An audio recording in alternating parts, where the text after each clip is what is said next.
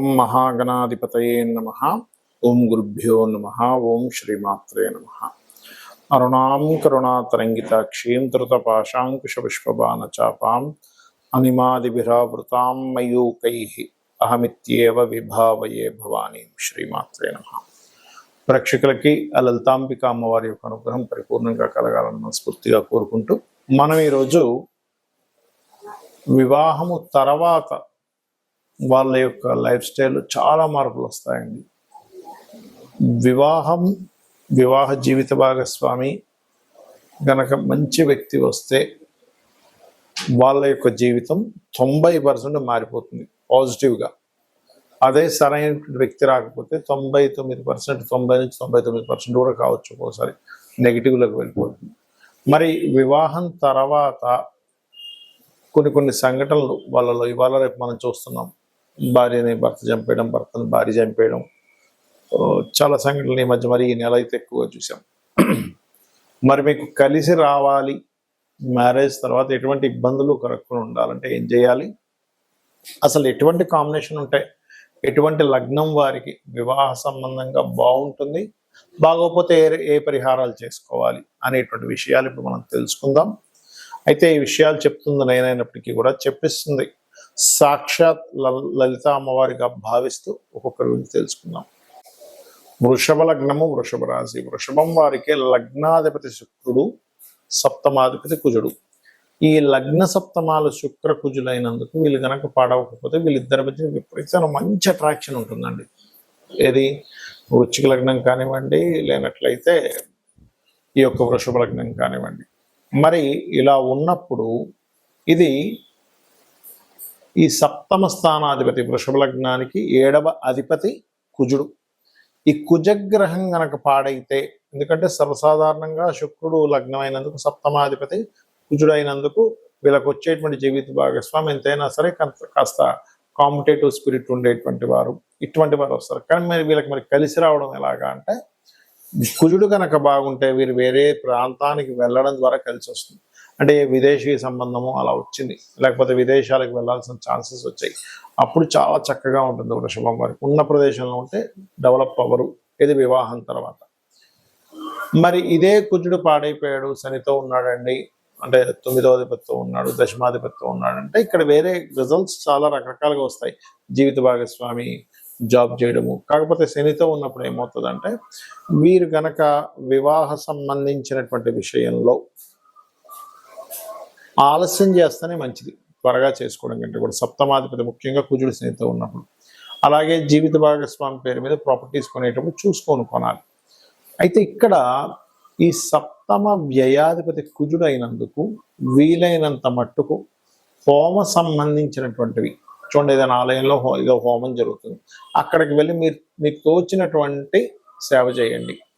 ఎందుకంటే ఇక్కడ రెండిటికి కారకుడు కుజుడే అవుతాడు. వివాహానికి కారకుడు, వివాహం తర్వాత కుజుడే అవుతాడు. కాబట్టి మీరు ఎక్కువగా ఆంజనేయ స్వామి ఆరాధన చేయడము, సుబ్రహ్మణ్యేశ్వర స్వామి ఆరాధన చేయడము, గోవులకి క్యారెట్స్, బీట్రూట్స్ లాంటివి తినిపించడము, బెల్లము తినిపించడము చేసినట్లయితే, అయితే ఇక్కడ మీకు ఏ గ్రహంతో కనెక్ట్ అయింది సప్తమాధిపతి, ఏ సప్తమ వ్యయాధిపతులు ఏ పోర్ట్ఫోలియోస్, ఏ గ్రహాల పోర్ట్ఫోలియోస్ పొందారు, ఆ పోర్ట్ఫోలియో పొందినటువంటి గ్రహం ఏదైతే ఉందో ఏ గ్రహంతో కనెక్ట్ అయింది అనేటువంటి దాన్ని బట్టి ఒక్కొక్క రెమెడీ అనేటువంటిది ఉంటుంది.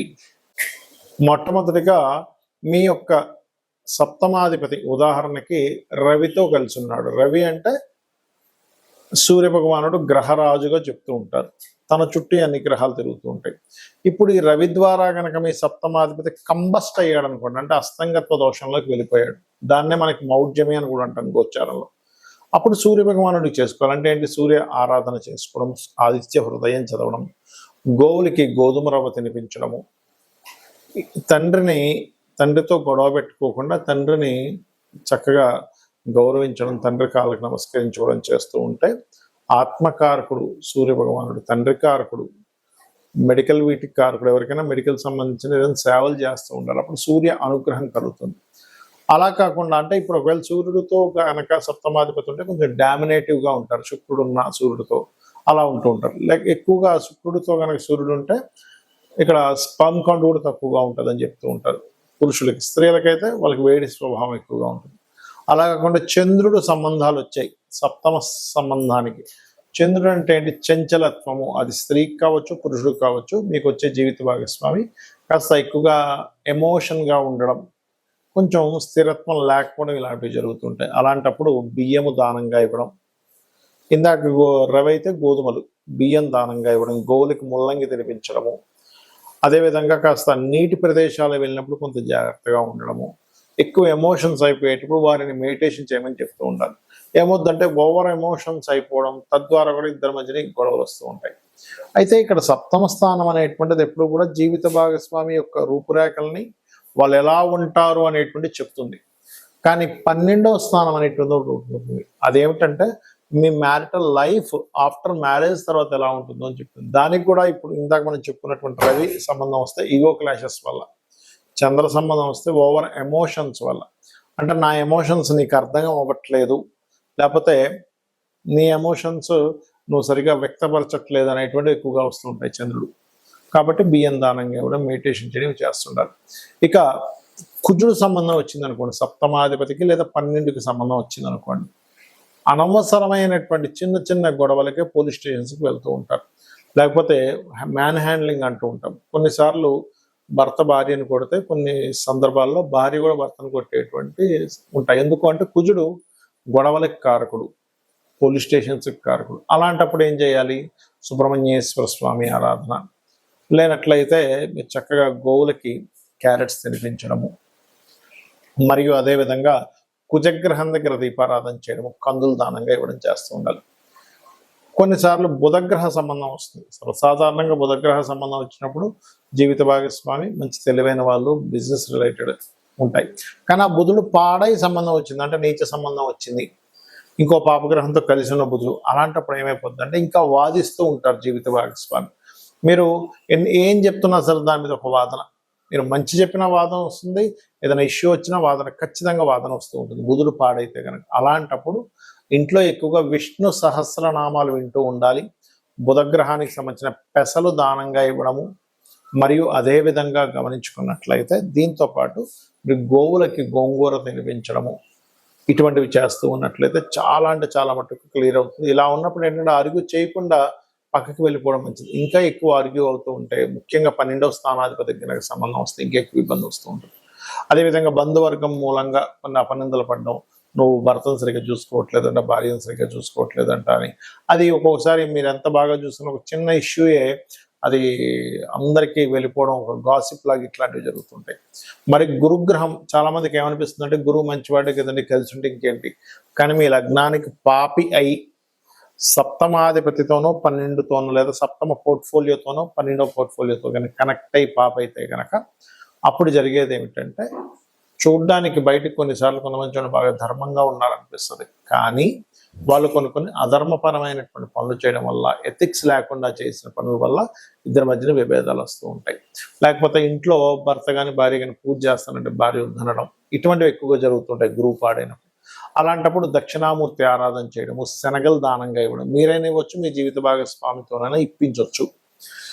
అలాగే గోవులకి గోసేవ చేసుకుంటే అరటి కాయలు, సన్నగా తురిమి అరటికాయలు, మనం కూర వండుకునేది అరటి పళ్ళు కాదండి, అరటికాయలు తినిపించడం చేస్తే బాగుంటుంది. ఇక కొంతమందికి డైరెక్ట్గా శుక్రుడే పాడవుతాడు. అంటే ఇది ఎంత డేంజరస్ అంటే, ఇది ఎక్కువగా మన ధనులగ్నానికి ఎక్కువ దీని ఎఫెక్ట్ ఉంటుందండి. ఎందుకంటే షష్టమ లాభాధిపతి పూర్వజన్మ కర్మకారకుడు.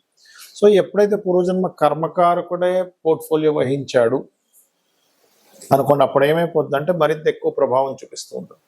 అలాంటప్పుడు శుక్రుడే పాడైనప్పుడు మీరు చేయవలసినటువంటిది లలితా సహస్రనామాలు ఎక్కువగా చేస్తూ తీపి చపాతీలు గోవుకి తినిపిస్తూ ఉండాలి. దీంతో పాటు శుక్రవారాలు ప్రధానంగా అమ్మవారి ఆలయాలకు వెళ్ళడం చేస్తున్నట్లయితే ఖచ్చితంగా మీకు ఈ యొక్క ప్రభావం అనేటువంటి తగ్గుతుంది. ఇక మరి కొంతమందికి శని ప్రభావం ఉంటుంది సప్తమ స్థానానికి. అలాంటప్పుడు ఏమవుతుందంటే లేట్ మ్యారేజెస్ అవ్వడం, ఎప్పుడు ఏదో ఒక నిందలు పడ్డం వివాహం తర్వాత, అదేవిధంగా వివాహం తర్వాత చాలా విషయాలు లేట్ అవ్వడం జరుగుతుంటుంది. అలాంటప్పుడు ఏమీ కంగారు పడకుండా మీరు చక్కగా నువ్వులు దానంగా ఇవ్వడము, గోవులకి బెల్లం తినిపించడం, ఇట్లా చేస్తుంటారు. ఇక రాహుకేతువుల ప్రభావం వస్తే, ముఖ్యంగా రాహు ఇల్యూజన్కి, ఇమాజినేషన్కి కారణం. వచ్చేటువంటి వారు ఎక్స్పెక్టేషన్స్ ఎక్కువ పెట్టుకుంటారు.